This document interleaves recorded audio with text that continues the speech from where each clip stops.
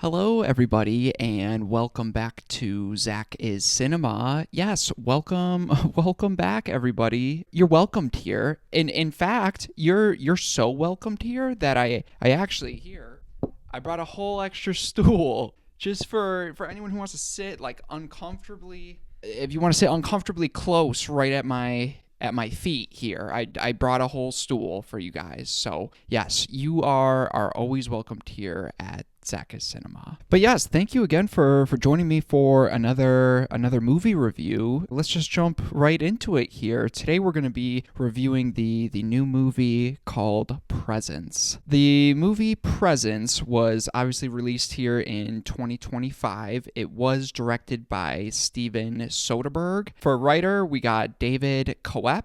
And starring in the movie Presence, we got Lucy Liu, Julia Fox, and Chris Sullivan. The plot for this movie follows a family as they become convinced they are not alone after moving into their new home in the suburbs. I decided to check this movie out just because the trailer and marketing honestly looked incredible. I feel like Neon's been on a bit of a hot streak here, and again, their trailer looked incredible. It seemed really interesting. It had a unique vibe with the cinematography and the use of wide-angle lenses and that fishbowl lens effect. Looked really interesting. The trailer gave pretty much nothing away, or at least it seemed like that. So I was really interested in checking this out. I heard it was like a haunted house type movie, but from the POV of the ghost or demon terrorizing this family in this home. So there's a lot of different things you can do with that premise, especially in a horror genre film. Again, I was just really excited to check this out, mostly because of the marketing. I never really seen, I don't think, a Steven Soderbergh movie.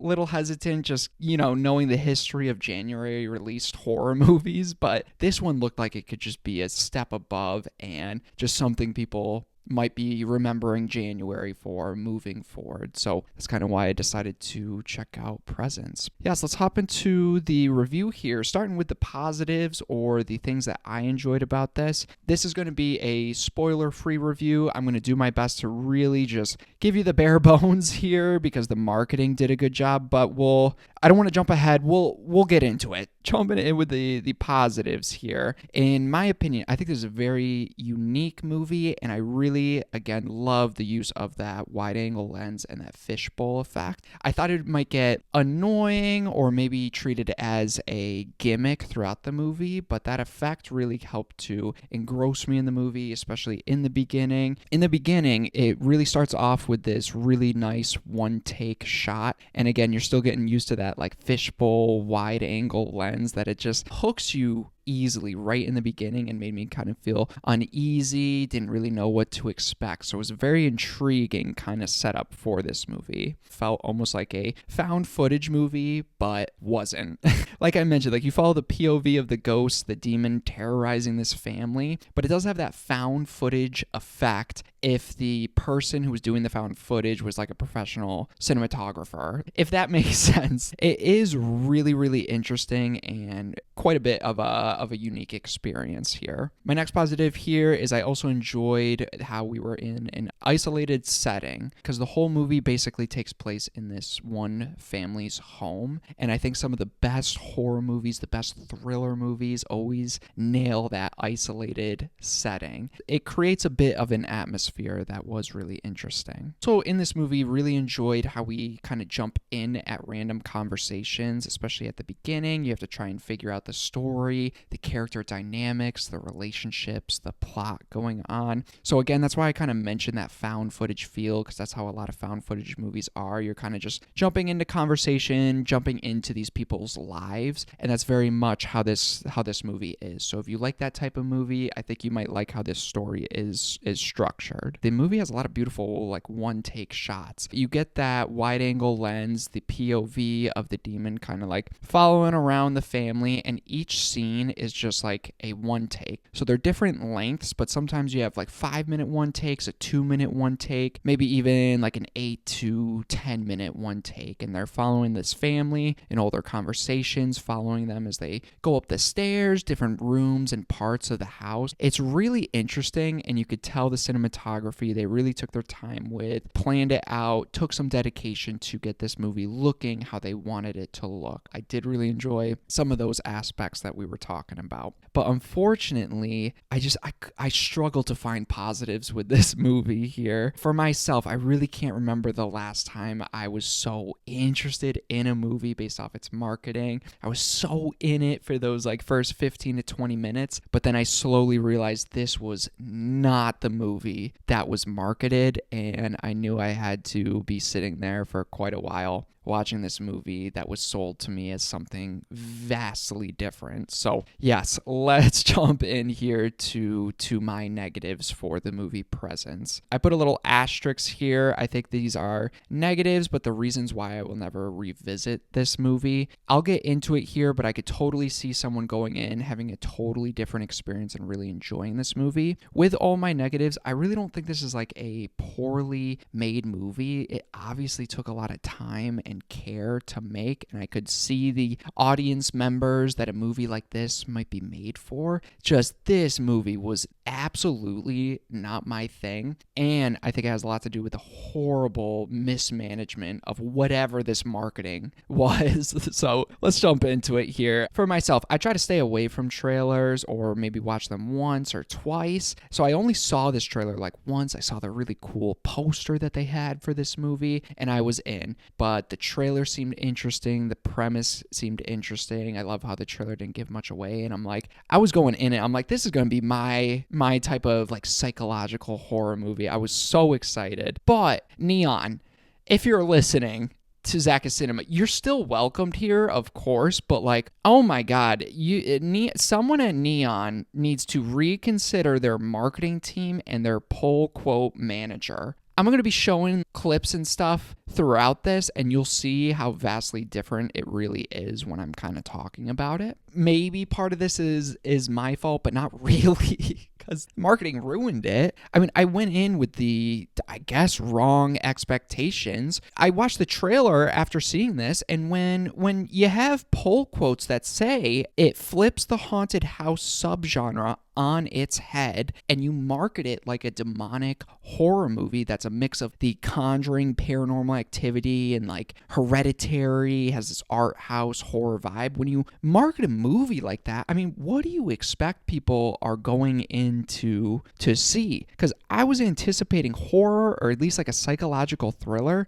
but this is not a horror movie or a thriller, okay? And ZakIsCinema is here doing his due diligence, trying to warn people. I did not find anything intense or scary. The plot, the story never kept me engaged, especially when I started like figuring some things out. It's an interesting concept with a unique twist on camera angles and story structure, yet it fails to do anything scary or intense. And that's what my expectations were because of how this movie was marketed. It felt very similar to Paranormal Activity. In most of those movies, nothing happens in the first 80% besides some dishes flying off the shelf. Ooh, maybe a chair went creak, creak, creak on the hardwood floor. Maybe a camera turned or a door flung open. With those Paranormal Activity movies, the last 20% is when all the cool shit goes down, and you're like, well, I wish more of the movie was like that. In this movie, it has a third act that was never set up properly or payoff or really anything for myself. The ending is almost laid out to you by one of these psychic characters that comes into the movie about halfway through. She reveals some details about it, and then as soon as you start getting a couple reveals towards the end of it, I put the whole ending together. And I'm normally I'm not that good at figuring shit out. But as soon as you introduce this psychic character that it literally laid out parts of the third act. And then as soon as something happens, which if you've seen the movie, you know what I'm talking about, you're like, oh, well, that's gonna maybe happen. And it happens. It just happens, and then there's your third act. Like, it's so just quick, never lived up to what I thought this movie was trying to set up with its intentional slow pacing. And again, in the third act, it failed to do the Paranormal Activity thing. Not saying this was a Paranormal Activity movie. At least in those Paranormal Activity movies, you get a lot of payoff in the third act, at least most of them. And this one, it just kind of happens. There's no horror, no payoff, no thrills that the whole movie's like crescendoing to. To me, it felt like a Paranormal Activity movie.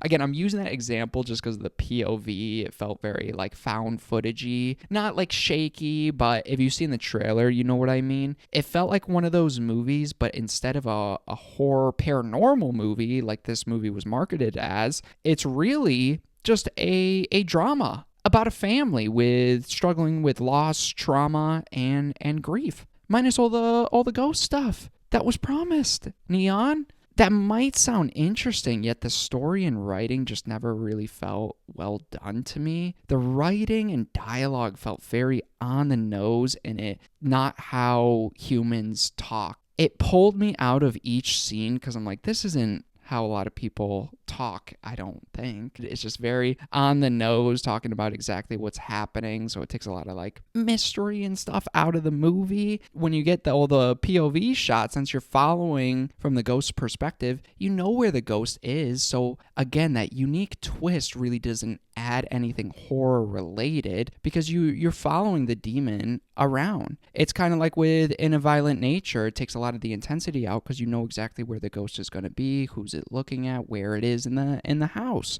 There's plot points in this movie about the marriage and family that just go nowhere. It's never paid off. It's never addressed again. There might be people that might love something like this, but it's definitely not something for me. And honestly, even if I went in with the right expectations, I think I just found this movie kind of boring. Slow, but intentionally slow, but for no real reason because there was no payoff in the end. No intensity, no family dynamics I could get myself invested into. In my opinion, I think this could have been so creepy and disturbing. I think it really could have added another variation to not only found footage horror, but like the haunted house subgenre of horror. Yet it fails to do anything scary, creepy, or frightening. In my theater, there was like a group of like 4 or 5 people in front of me, and one of the friends of this group fell asleep and was snoring about, I would say, 25 to 30 minutes in the movie, and nobody woke him up. No,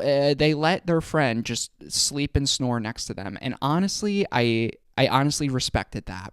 I wasn't even upset. I'm like, yeah, let that boy get some sleep. Okay, he's not missing much here. If you watch the trailer or any of the marketing and thought this would be a really creepy psychological horror movie, you have been misled. The trailers make it seem like it's not showing you much, but really it is showing you what this movie is. I rewatched the trailer. It shows all the creepy parts. So even in that minute 30 trailer, you've seen all the creepy shots. Maybe they left out, I think, like one towards the end. I'll show some like clips of the trailer again, but just imagine these scenes playing out without the like hard cuts and without any of the music playing. That's just how the movie is. No intensity, no creepiness factor. The scenes just kind of play out and you're just there, just kind of watching it. Not really reacting, not really feeling anything, at least for me. It's just so severely mismarketed by the music in the trailer, the pull quotes, how they make it seem like this is going to be a horror movie or at least some little thriller. It's none of that. It is a well-made movie. You could tell people took a lot of time and care into this movie, and it is unique with its story structure, and I'm excited to see movies take a chance like this. But just the way the studio handled this movie and mismarketed the shit out of it is honestly just so frustrating and so disappointing, because it's really not the movie's fault. If it marketed it as just this unique drama with a tiny bit of psychological edge sprinkled throughout, I think I would have maybe not watched it, but if I did, I'd be like, oh, okay, like, yeah, Like that was pretty good. But the way this was marketed and my expectations going in, it's just frustrating seeing how mismanaged and mismarketed this movie was, that I feel like I have to hold it against the movie, because I just did not enjoy it. I tried so hard to find more things that I liked about it, but this movie's just not for me. I could see where someone might like this, but I think even if I went in with the right expectations, I'd think, okay, decent little movie that I'll never rewatch again. But going in with these expectations, I was just left so disappointed. Overall, it's an interesting movie. It's unique. It's something a little bit original. It's worth a watch because of how unique it is if you are just kind of curious and maybe go in with some correct expectations. But unfortunately, this movie was absolutely ruined for me by its marketing and the squandering of its unique premise, in my opinion. For my rating for this movie is, I have it as, I will never own this movie. I will never stream this movie. I will never watch this movie again. If you're interested in seeing a unique drama, I could see where some people might enjoy this. Thank you so much for watching. You have my thoughts now on the movie Presence. This is the most difficult movie to like talk about, but I am very curious. If you've seen this movie, please let me know what you thought about it. Did you see the marketing? Did you not see the marketing? Let me know how that impacted your viewing experience. I'm so curious to see what people's thoughts are on this. I don't know if I'll be in the minority or the majority. I feel like this movie's going to be like all over the place. You have my thoughts here. Thank you so much. I appreciate anybody watching my videos. And again, look out for more ZakIsCinema coming very soon.